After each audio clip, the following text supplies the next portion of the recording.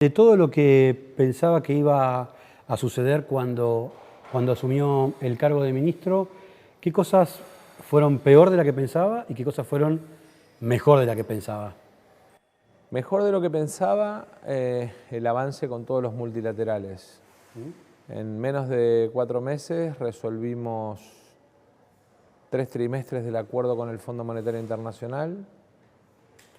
Pudimos avanzar con el Club de París después de 5 años. Resolvimos estar performing y con fuertes desembolsos en el Banco Interamericano de Desarrollo. Resolvimos Banco Mundial con desembolsos importantes, que en enero lo estamos viendo cómo impactan en las reservas. Banco Centroamericano, en los próximos días, un desembolso de 400 millones de dólares.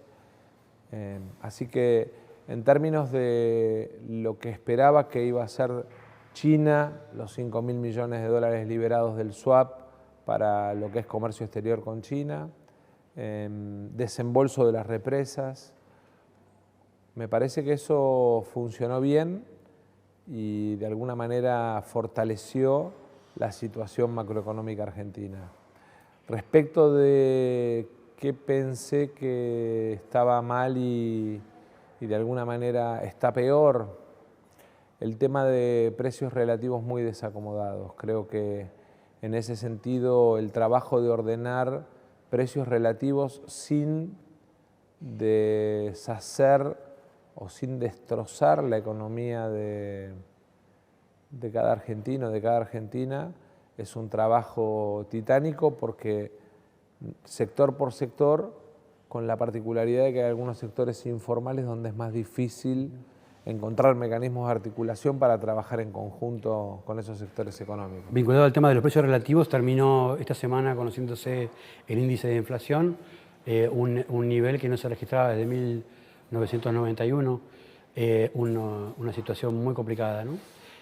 Primero, analizar esto, cuál es la opinión suya sobre este fenómeno.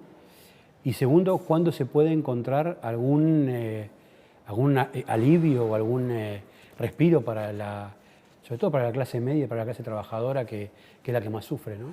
Bueno, a ver, lo dije hace poquitas horas, la inflación es la fiebre de una economía enferma y de alguna manera es el síntoma, cuanto más alta es la inflación, más enferma está la economía.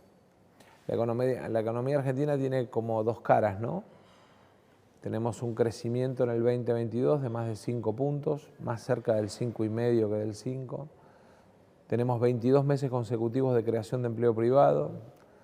Tenemos 71% de capacidad instalada en parques industriales en uso, 69% en el resto de la industria, casi 70%. Tenemos en términos de participación del sector privado en el mercado de crédito tasas muy bajas, con lo cual aparece ahí un problema, pero también una oportunidad para crecer. Y la verdad es que creo que el problema más serio es que Argentina, a diferencia de otros países, en la pandemia no tuvo financiamiento, tuvo que recurrir a la emisión. Ese volumen de pesos sueltos, sin estar ordenados en el funcionamiento de la economía, nos generó dos situaciones. Una primera situación que es la capacidad de recuperación. Caímos 9, crecimos 10, ¿no? Pero también un enorme problema que es que esos pesos circulando de alguna manera reflejan una falta de capacidad de funcionamiento normal de la economía, porque a veces la gente no sabe qué hacer con los pesos. Y eso lo tenemos que resolver. Y eso lo tenemos que resolver generando instrumentos de ahorro, digamos, en bienes. Este año vamos a trabajar mucho en la generación de nuevos instrumentos de ahorro, que de alguna manera con la Comisión Nacional de Valores permitan que en lugar de no saber qué hacer con los pesos, la gente pueda ahorrar en petróleo, pueda ahorrar en maíz, pueda ahorrar en soja, con instrumentos que de alguna manera le den protección de valor en términos de cuidado de su plata, pero también que le den anclaje a la economía real argentina. ¿Qué sería una alternativa al plazo fijo, digamos? Alternativas al plazo fijo, que muchas veces no las tenemos, a pesar de que el plazo fijo le ganó al dólar, ¿no? Sí. Como instrumento de ahorro en el 2022 en la Argentina, sobre todo porque hubo recuperación de tasa, alineamos tasa, empezamos a bajar la inflación, yo asumí con 7,4 y noviembre y diciembre, digamos, redondearon 5, y en paralelo el ritmo de devaluación de la moneda acompañó mucho más la inflación para que los precios relativos no se terminen de desordenar. Habla en todo momento del sendero, de apuntar a un sendero que vaya produciéndose en la economía una desinflación y que el sendero apunte a que en abril se llegue al 3%. Al 3 no, a poner el 3 adelante, dije. Al 3 de adelante, ahí está. Porque me van corriendo el arco todo el tiempo. A ver. El objetivo es, digamos, recorrer un sendero de reducción de la inflación que en abril nos permita tener el 3 adelante. Bien. Obviamente no es lo mismo 3,9 que 3,1, claramente, pero, digamos, ponernos como objetivo con los empresarios, con los trabajadores, todo el gobierno, para eso hace falta mucha disciplina y orden en lo que es inversión y gasto público, con el sector financiero, que vos fijate que en el último mes empezó a salir de los instrumentos con SER para ir a instrumentos a tasa fija porque se da cuenta que empezamos a recorrer un sendero a la baja de la inflación, a pesar de que todavía falta mucho. Nuestro principal objetivo tiene que ser bajar la inflación sin congelar la economía, porque la paz de los cementerios no le sirve a nadie.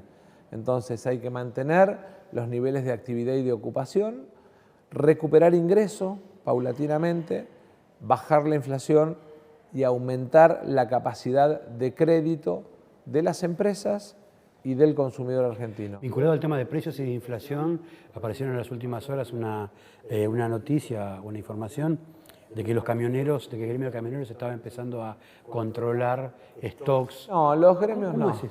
En los acuerdos de precio participan el Estado, empresarios y trabajadores. En todos. Si usted mira lo que fue el programa de precios justos en supermercados, estaban de Narváez, Coto, y Carlos Pérez y Cavalieri. Digamos. En los sectores vinculados a la logística, digamos, están los repositores por un lado y por otro lado están los que hacen la logística, que son los camioneros, que en realidad de alguna manera lo que hacen es abastecer en el proceso de información, porque lo bueno es que todos nos pongamos como objetivo derrotar la inflación. Acá tienen que participar todos, gobierno, oposición, empresarios, trabajadores, en el objetivo, en un objetivo patriótico que es construir una economía sin inflación, que es un problema que la Argentina en los últimos 40 años reiteró, digamos, un sinnúmero de veces, y la inflación destruye el ahorro, pero además destruye el poder de compra de la gente.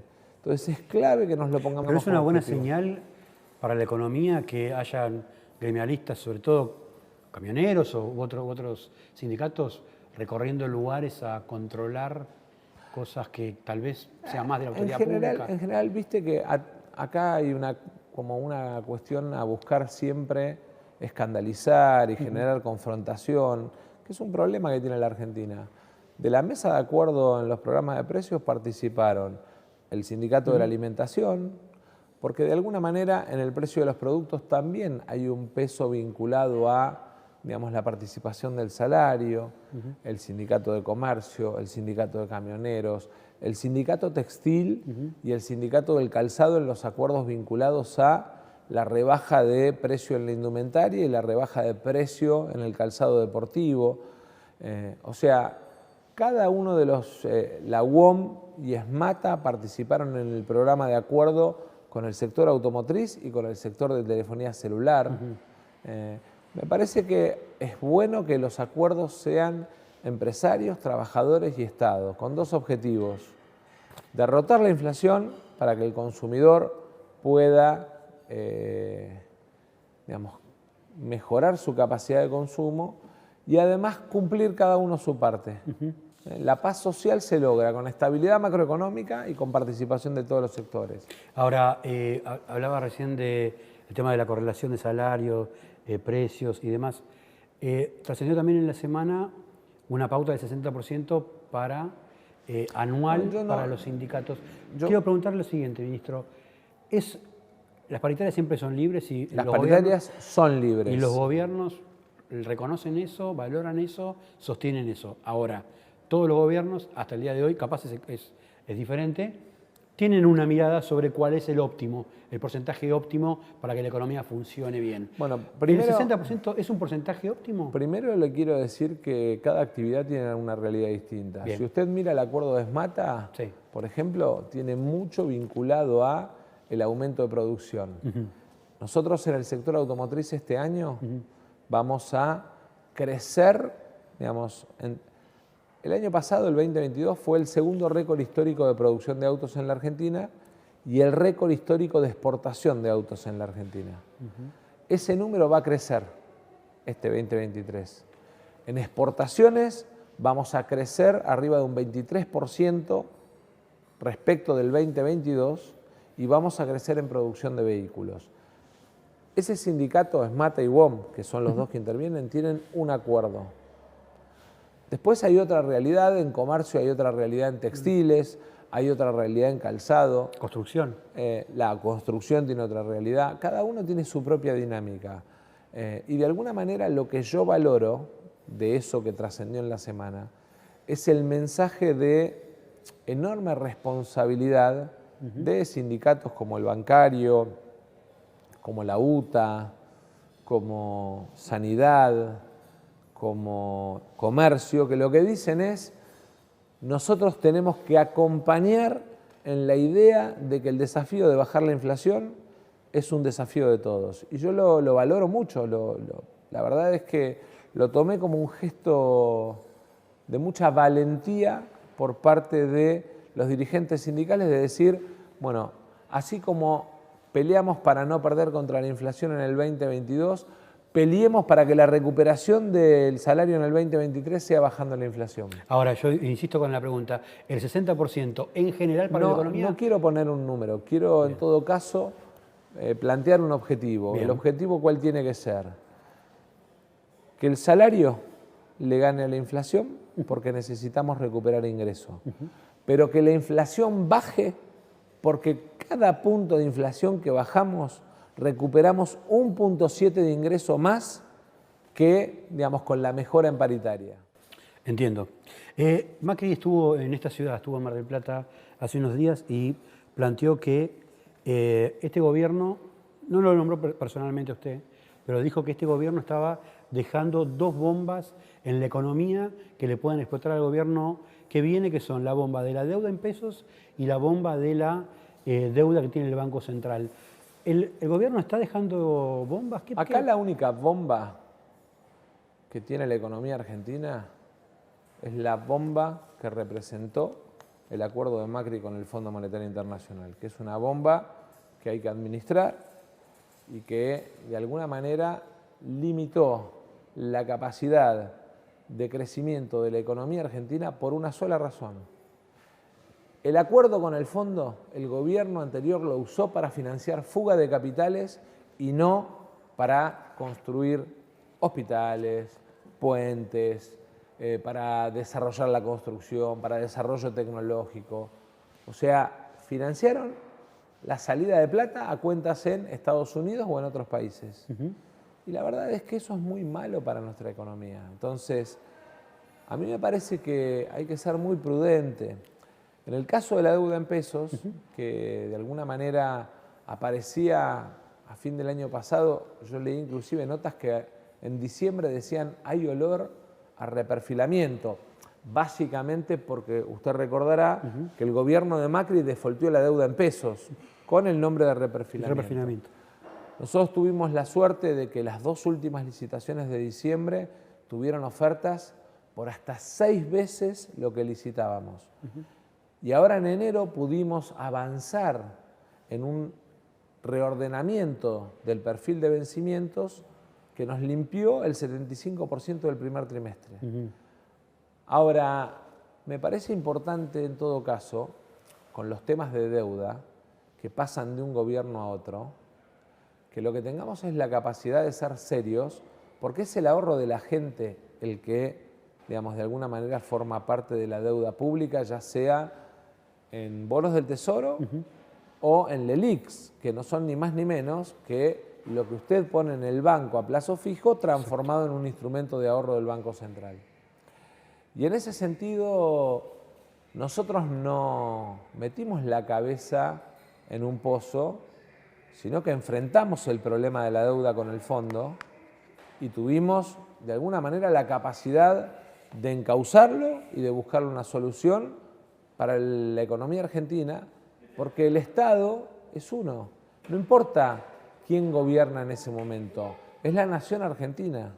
Y me parece que hay que tener en eso una visión de hombre de Estado y no una visión chiquitita de ver cómo se le traba a un gobierno el acceso al mercado de capitales solo porque se quiere ganar una elección. ¿Se quiere trabar el acceso al mercado? No, porque nosotros en ese sentido venimos trabajando con los bancos, con las ALIQs, con los fondos de inversión, con las compañías de este año seguro. no hay riesgo de deuda, no hay riesgo de que haya ningún cuello de botella en materia de administración de deuda, tanto de la deuda pública del Estado como de la deuda que se arrastra del Banco Central, porque algunos piensan que es una bola de nieve la deuda del Banco Central. Mire, en realidad, si usted analiza desde agosto que me tocó hacerme cargo hasta acá, fueron planteando que aparecían obstáculos insalvables en septiembre, en octubre, en noviembre, vinculado a la deuda, vinculado a la meta de reservas. Mi responsabilidad es tener sentido práctico para ir resolviendo los problemas que le aparecen a la economía argentina. No es quedarme en la discusión chiquitita de que uno escribe una cosa, el otro dice otra. Yo no tengo que hablar, yo tengo que hacer. Porque la gente lo que espera es que resuelva los problemas, no que los describa, no que los diagnostique, sino que los resuelva. Y esa me parece que es mi principal tarea y mi principal responsabilidad. Hablemos del dólar, ¿no? Porque esta semana también fue una semana donde el mercado cambiario, que la cotización volvió a tener movimientos importantes. ¿No? ¿Qué está pasando? Uno de los dólares, el dólar blue. Sí, el dólar blue. A mí me parece que hay una cuestión de sentido común, que es que 350.000 argentinos salieron al exterior o están saliendo al exterior, que esos 350.000 argentinos, cuando tienen que elegir entre llevar dólares o gastar con tarjeta, miran el valor de cuánto representa el tarjeta y cuánto representa el blue, el famoso conocido como Qatar, y hacen la cuenta y prefieren comprar el dólar blue, que aparece en términos de cotización más abajo y además no tiene el control de la situación fiscal impositiva. Eso por un lado. Por otro lado, digamos, lo que hay que mirar siempre son los dólares financieros comparados con el tipo de cambio oficial, porque de alguna manera en esa brecha es donde puede aparecer la mayor dificultad para la economía argentina. Y en ese sentido, digamos, los últimos 6 meses o 5 meses han sido de buenos resultados, porque cuando miramos evolución de inflación, evolución del tipo de cambio oficial y vemos la evolución de los tipos de cambio financiero, vemos que están, digamos, en orden o siguen una línea. Eso quiere decir que ya se aceleró un poco el proceso de depreciación del peso o de cambio con respecto al dólar. No, eso quiere decir que hicimos un ajuste, digamos, para que la tasa de devaluación estuviera asociada a la inflación, porque si no es una ficción. ¿Por qué? A ver. Claro, si su economía inflaciona, digamos, menos que la tasa de devaluación, usted tiene un problema de apreciación de la moneda. Con el impacto que eso tiene en los precios internos. Ahora, si usted tiene un ritmo de depreciación de la moneda menor que el ritmo de inflación, en realidad está generando una ficción que de alguna manera la termina pagando, digamos, el Estado, generando instrumentos ficticios para tapar esa realidad. Digamos, se acompañó el nivel de devaluación con el nivel de inflación para que no se termine, digamos, siendo barato el dólar, digamos. No, no es un problema de barato o caro. A ver. En los términos de intercambio con Brasil, si usted mira, por ejemplo, el precio de los alimentos, Sí. Los precios relativos hoy respecto de Brasil, que es nuestro principal socio comercial, y están más o menos en situación de paridad. Después tenemos situaciones distintas a la región, algunas que tienen que ver con decisiones del gobierno, ¿no? El gas en la Argentina es mucho más barato que el gas en Brasil o en Uruguay, por dos razones. Primero, porque Argentina es productor y cada vez más grande productor de gas. Y segundo, y además ese gas también pesa en la generación energética eléctrica. Y segundo, porque, digamos, hay una decisión del gobierno de que los servicios no pesen tanto en el bolsillo de la gente. Claro. Ahora, hay un punto que es el punto de equilibrio. Nosotros tenemos que cuidar el bolsillo, sobre todo los sectores más vulnerables. Por eso, por ejemplo, en el aumento del gas, fíjese que hay 3.400.000 hogares que tienen aumento cero. En el caso de la luz va a pasar lo mismo. En los hogares de sectores más vulnerables vamos a apuntar a que el aumento sea mínimo, digamos, que vaya muy por debajo de la mejora salarial que tiene el trabajador. Hablando de eso, se plantea que la economía viene creando empleo, pero viene creando empleo, entre comillas, de baja calidad o con ingresos que no llegan a sostener o a alcanzar la canasta básica. El problema más serio en el empleo formal, hoy lo tenemos sobre todo en los trabajadores municipales, que por un problema de cantidad de hora y por un tema de los convenios, que además son como muy dispersos, terminan siendo el sector del empleo formal más bajo, junto con los trabajadores rurales, que han ido mejorando en la última paritaria, y después en algunos sectores que venían muy retrasados, pero que me parece que están, sobre todo después de la última paritaria, recuperando. A mí me gustaría en ese sentido que miremos en marzo el impacto de paritaria contra recuperación de ingreso si seguimos bajando la inflación. Creo que el gran desafío nuestro es bajar inflación para que la paritaria tenga un efecto positivo y además mejorar el acceso al crédito de ese trabajador, porque ese trabajador hoy, entre el pago mínimo de la tarjeta más el crédito que sacó, tiene su capacidad de crédito casi agotada. Y ahí tenemos que poner mucha cabeza, mucha inteligencia, sentarnos con el sistema financiero, digamos, asociativo, y sentarnos con los medios de pago electrónico y encontrar mecanismos para mejorar la capacidad de crédito de la población económicamente activa de la Argentina, porque en definitiva, crédito contra producto de su población, la Argentina está todavía muy bajo, muy bajo. Y el crédito es importante para el consumo, pero además también para la mejora en el estándar de vida del trabajador. ¿Piensa en algún tipo de medida concreta para...? Yo las medidas las anuncio cuando las anuncio. Pero están trabajando en esto. Lo que quiero dejar claro es el concepto de que mejora del ingreso es con reducción de inflación, con mejora en la capacidad de crédito del trabajador y con paritarias que le ganen a la inflación. Hablemos del tema un tema dramático, la verdad, que es el tema de la sequía, ¿no? ¿Cómo están calculando que va a pegarle a la economía este problema climático? Hubo un estudio que habló de una merma de 14.000 millones de dólares. ¿Esto es así? ¿Qué cálculos está haciendo economía sobre esta situación? A ver, primero contarle que respecto de lo que era la expectativa de trigo con lo que finalmente fue, se hablaba de que la cosecha iba a rondar entre los 9 y los 11 millones. El CISA, el informe final, da 14.7 millones y eso para nosotros, si bien no es lo que la Argentina, digamos, puede producir, no es tan dramático ni en términos económicos ni en términos de abastecimiento de mercado interno. Usted sabe que el trigo, digamos, en las harinas, en los farináceos, en los alimentos, digamos, vinculados a producción o a cadena de valor del trigo, tiene impacto. Respecto de la soja de segunda, está claro que tenemos un problema de humedad de suelo en algunas regiones. Me gustaría seguir día a día el mapa de lluvias, pero en el fondo de la cuestión es, vamos a convocar a la mesa de enlace, nos vamos a sentar a la mesa a plantear un seguimiento a lo largo de los próximos 90 días, región por región, mirando los mapas satelitales de lluvias, mirando los mapas satelitales del INTA de humedad de suelo, sector por sector, y comparando caída de rentabilidad 2022 contra 2023.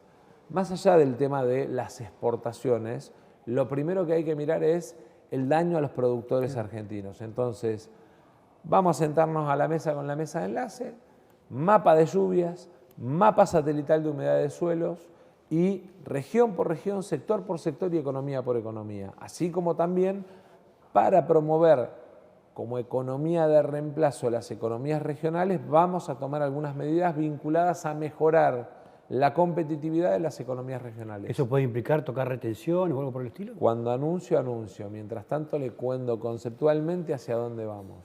¿Y la convocatoria de la mesa de enlace va a ser la semana que viene? En los próximos días. En los próximos días, perfecto. Con respecto al tema de minería, de litio y demás, ese es un sector que... Es un sector bárbaro. Argentina tiene, digamos, 6 o 7 realidades que la ponen hacia el 2025, 2024, 2025 a jugar un papel muy fuerte en términos geopolíticos. Primero el tema de la producción de proteínas. Argentina y Brasil producen juntas el 42% de las proteínas que consume el mundo. Eso nos pone en un lugar de privilegio si tenemos la capacidad de hacerlo valer y además de aumentar el valor agregado. Hace pocos días anunciaba un programa de apoyo a productores avícolas de huevo y porcinos. La integración de la cadena avícola, por ejemplo, estuve en una planta que nace todos los días, nace, crece y faena 100.000 pollos por día. Y hay, digamos, otra planta en la ciudad en la provincia de Entre Ríos, perdón, más en el centro de la provincia de Entre Ríos, que produce 250.000 pollos por día. Bueno, con un dato adicional, la mitad va a mercado interno y la mitad se exporta. Eso es vender trabajo argentino al mundo. Entonces, Argentina en proteínas tiene un papel central para jugar. Tiene un papel central para jugar en el tema de capital humano, de economía del conocimiento. Somos, junto con Colombia, uno de los 2 países elegibles en todo lo que es el recurso humano para la revolución tecnológica que se está dando en el mundo. Competimos con India, competimos con Croacia, pero está ahí. Croacia, India, Colombia, Argentina. Bueno, por eso estamos con el Argentina Programa. Estamos construyendo en este momento 70.000 programadores con becas que financia el Estado Nacional. Hay 310.000 chicos anotados en 42 universidades de la Argentina. Tercer punto, tercer eje en el cual la Argentina se va a tornar competitivo, la energía. Segunda reserva de shale, gas, cuarta reserva de shale oil. Este año, 2023, Vaca Muerta crece 40% en inversión. Por eso, digamos, pasamos a 92% autoabastecimiento con la terminación del gasoducto Néstor Kirchner, que nos permite que el gas de Vaca Muerta llegue al hogar de la gente. Ahora, nos pone además en oportunidad exportadora. 2 obras, segundo tramo del gasoducto, para que además de por Uruguayana podamos entrar, digamos, por Río Grande do Sul a exportación de gas a Brasil y Reversal del Norte. ¿Por qué? Porque como Bolivia tiene su cuenca en declino, el gas que hoy traemos de Bolivia lo podemos reemplazar por el gas de Vaca Muerta para todo el norte argentino, pero además asociarnos con Bolivia para vender el gas de Vaca Muerta a Brasil entrando derecho a Mato Grosso. Eso que parece así contado como una cosa media complicada, va a representar un cambio en la matriz económica argentina fundamental. Argentina va a pasar en el 2022 de ser casi 5.000 millones de dólares deficitario, porque además los precios de la guerra, digamos, complicaron aún más el tema energético, a ser 14.000 millones de dólares superavitario en el 2025 en la cuenta, en el balance energético. Entonces, ahí hay un papel. Cuarto gran lugar y oportunidad para la Argentina. El lugar de los minerales raros, el litio y el cobre. No solo el litio y el cobre. Porque la revolución de la tecnología que estamos viviendo demanda litio para guardar energía y cobre para hacer todo lo que son los semiconductores. Con lo cual, Argentina tiene ahí una enorme oportunidad. Las exportaciones argentinas 2025 van a crecer 4 veces en términos de valor. Ahora, también hay que ir corrigiendo distorsiones, ¿no? ¿Ejemplo? Por ejemplo, en el caso del litio, hace 10 años, cuando el litio no era, digamos, un mineral de estos tan demandados en el mundo, había retenciones y compensaciones. Las compensaciones a las empresas hoy no tienen sentido. Hoy lo que hay que hacer es usar ese recurso para hacer la infraestructura, para sacar el litio. Y además apostar a que esos fondos sirvan para agregar valor. ¿Por qué? Porque una cosa es exportar el litio crudo y otra cosa es exportar batería de celular, para ponerle un ejemplo de cadena de valor en su máxima expresión. Estamos además, en el caso, por ejemplo, de Renault, con una empresa minera, en el caso de varios sectores automotrices, ya empezando a trabajar en el proceso de instalación de inversiones vinculadas a fabricación de valor agregado del litio. Y después hay 3 o 4 economías más que son claves para el funcionamiento económico interno de la Argentina. La construcción, sí, el turismo, las economías regionales que generan una enorme mano de obra, y después, obviamente, por el valor que tiene exportación, pero además por el impacto que tiene en el PBI argentino, la pesca. Hablábamos recién sobre el tema de la sequía, hablábamos de Brasil, y hay una cosa que es importante, mencionaba recién el tema del Fondo Monetario, el acuerdo con el Fondo Monetario con respecto a Mauricio Macri. Con el acuerdo con el Fondo, ¿cómo está Argentina y cómo se proyecta ese acuerdo en el año? Estamos ante un año, disculpe que pregunte, que le interrumpa. Estamos en un año que es un año electoral y que las metas que tiene el acuerdo con el fondo son metas exigentes y metas que para cumplirlas van a exigir cierto esfuerzo. ¿Tiene pensado alguna discusión con el Fondo Monetario? ¿El acuerdo que Argentina cumplió hasta el día de hoy podría modificarse? ¿Cuál es el análisis que tiene? Argentina tiene un acuerdo, ¿sí? Y un programa acordado y que se va cada 3 meses actualizando. Tenemos un equipo técnico y una negociación permanente, digamos que es de alguna manera una negociación inteligente en la que nosotros ponemos sobre la mesa cuáles son las necesidades que tiene la Argentina, porque el programa es de Argentina, no del fondo. El programa es de la Argentina. El fondo lo que puede hacer en todo caso es definir si se cumplen o no los objetivos y si eso pone en riesgo su posibilidad de cobrar. Nada más. Ahora, ese programa, digamos, tiene, digamos, un mecanismo cada 3 meses de análisis, discusión y de vuelta. Pero en paralelo hay una situación que el fondo debe analizar y que además en la reunión del G7 junto al presidente lo hablamos con Kristalina Georgieva, lo hablamos también con Guita, que es centralmente que en el 2022 la guerra, esa por la que tanto se preocuparon el Banco Mundial, el Fondo Monetario Internacional, el Banco Central Europeo, impactó en este invierno europeo, que es verano nuestro, en los países en desarrollo, tuvo primero impacto en el hemisferio sur. Y ese impacto no lo discutió nadie. Yo lo planteé en la reunión del Comité de Desarrollo y en la reunión de ministros del G20, lo planteé cara a cara con Georgieva y con Malpass, y la verdad es que Argentina cumplió su programa, Pero el fondo no está cumpliendo con la Argentina el revisar cómo van a compensar a los países que pagaron el costo de la guerra con su economía, que es un problema a resolver. ¿Tiene pensado alguna decisión, alguna medida? Porque establecer alguna vía de negociación extra. Nosotros tenemos una negociación permanente con el fondo y tenemos vías de comunicación permanente. Y en ese ida y vuelta vamos a ir definiéndolo. Y hablando de Brasil, asumió Lula en Brasil. ¿Qué impacto económico va a tener esta asunción y qué nivel de acuerdo o qué nivel de avance hay en o un swap eventualmente con Brasil o eventualmente en algún tipo de acuerdo con Brasil? Primero, nosotros tenemos que recuperar la relación comercial entre Argentina y Brasil porque el 14 hasta acá cayó 40%. Y Brasil es el socio natural de la Argentina. Y Argentina y Brasil son los hermanos mayores de una región que tiene que tener, digamos, un desarrollo económico mirándose a sí misma. Estamos avanzando, estuve reunido con Fernando Haddad, estuve reunido con Adel Quimín, que es vicepresidente, pero también ministro de Industria y Comercio.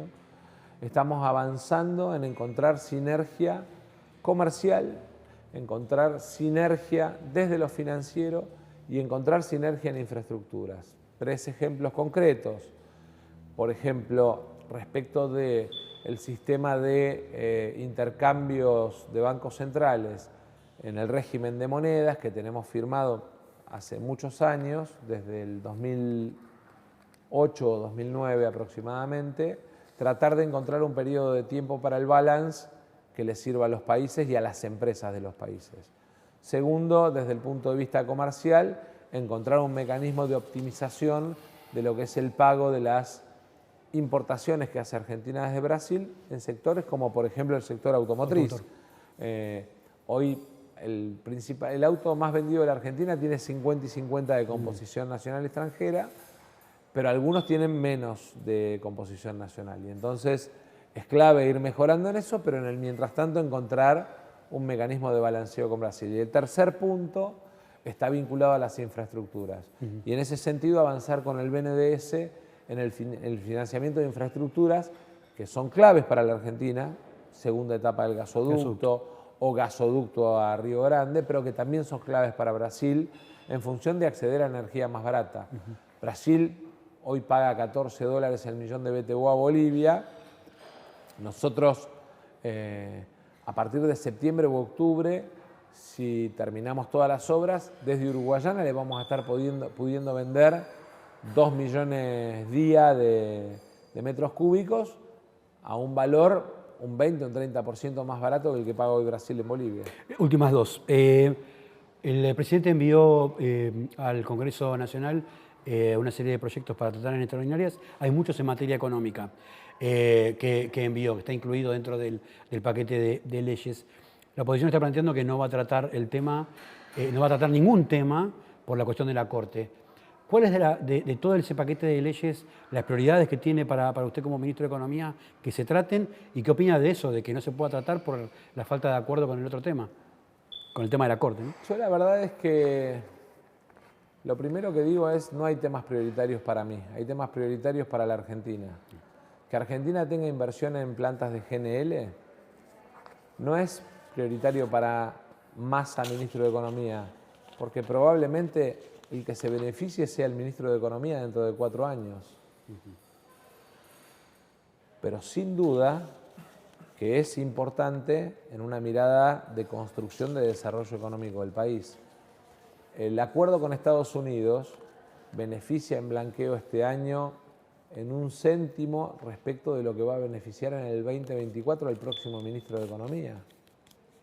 Y la verdad es que lo mandamos ahora al Congreso entendiendo que más allá de la coyuntura, que Argentina y Estados Unidos fortalezcan el intercambio económico es clave. Y entonces, digamos, yo entiendo que para tratar estos temas, para tratar el plan de pagos previsional, que es clave para que mucha gente que se está cayendo del sistema jubilatorio pueda acceder a la jubilación, entiendo que son cosas que una oposición seria como la que pretendemos que sea la oposición va a correr de la discusión política alrededor del tema de la Corte y se va a sentar a mejorar las leyes si hace falta, bienvenidas las mejoras que tengan para hacer, pero a sacarlas porque no son para este ministro, son para la Argentina de los próximos 5 años esas leyes. La del final. Está dedicado al tema de economía, trata de no involucrarse en temas políticos. Es que quiero hacer una aclaración sí. para que... Yo asumí una responsabilidad que tiene que ver con la vida de todos los argentinos. Voten o no voten al gobierno, les simpatice más o menos lo que yo haga. Asumí una responsabilidad que influye en la vida del jubilado, del pyme, del gran empresario, que influye en las cuentas públicas, que influye en la acumulación de reservas. Esa responsabilidad me corre obligatoriamente de la cotidianeidad política, porque si no sometemos la emisión de deuda pública, la decisión respecto de mejorar ingresos, los créditos para la pyme, los sometemos a la valoración política cuando en realidad tienen que ser de valoración objetiva respecto de los resultados para la vida de la gente. Y por eso es que yo le planteé a mis compañeros del Frente Renovador y a mis compañeros del Frente de Todos, me zambullo a un ministerio que tiene la energía, la agricultura, la industria, el comercio exterior, la minería, la economía del conocimiento, que tiene las finanzas públicas, el financiamiento internacional. Me zambullo en esa responsabilidad. No puedo darme el lujo de perder tiempo y energía en la discusión política cotidiana. ¿Ahora eso lo corre del todo? Por ahora me pone absolutamente, digamos, corrido de toda la discusión político-electoral. ¿Y hay un plazo para eso o no? No, no hay un plazo. Lo que hay es en todo caso, una comprensión de mi parte de entender que así como en otros tiempos podía estar las 24 horas del día dedicado a la actividad política y a la comunicación de la actividad política, hoy mi vida tiene que estar enfocada en tratar de resolver el problema que tiene el jubilado que no llega a fin de mes, el laburante que necesita más crédito, la pyme que necesita acceder a importaciones o las inversiones que necesitan las grandes empresas nacionales.